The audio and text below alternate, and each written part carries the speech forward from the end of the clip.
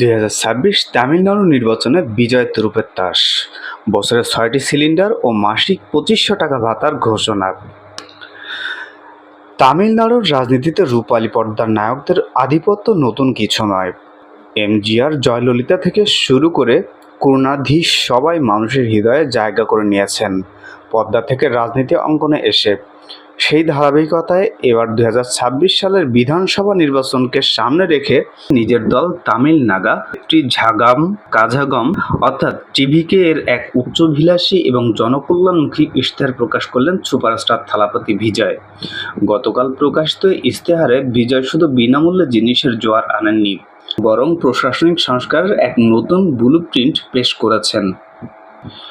ইশতেহারের প্রধান আকর্ষণসমূহ: মহিলাদের জন্য উপহার।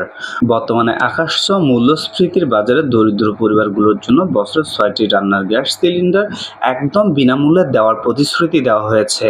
এছাড়া 60 বছরের কম বয়সী মহিলাদের জন্য প্রতি মাসে 2500 টাকা আর্থিক সহায়তা ঘোষণা করা হয়েছে, যা সরাসরি নারী ভোটারদের পক্ষেই টার্গেট করা হয়েছে বলে মনে করেন বিশ্লেষকরা। শিক্ষা ও তরুণ প্রজন্ম।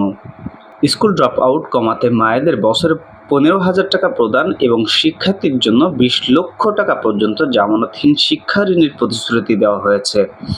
এছাড়া বেকার গ্র্যাজুয়েটদের জন্য 4,000 টাকা এবং ডিপ্লোমা হোল্ডারদের জন্য 2500 টাকা মাসিক ভাতার প্রস্তাব দেওয়া হয়েছে।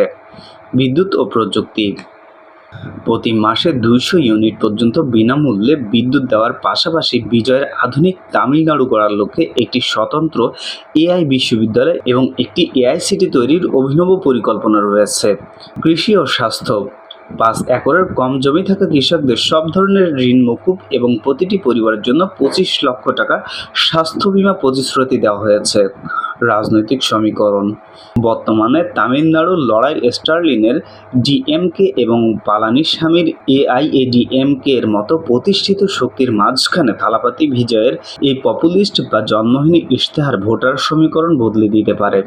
বিজয় ইশতেহারে দুর্নীতিমুক্ত প্রশাসন এবং মানুষের দোরগোড়ায় সরকারি পরিষেবা পৌঁছে দেওয়ার কথা বলেছেন, যদিও সমালোচকরা একে রেভারি কালচার বা মাত্রাতিরিক্ত বিনামূল্যের রাজনীতি বলে সমালোচনা করেছেন।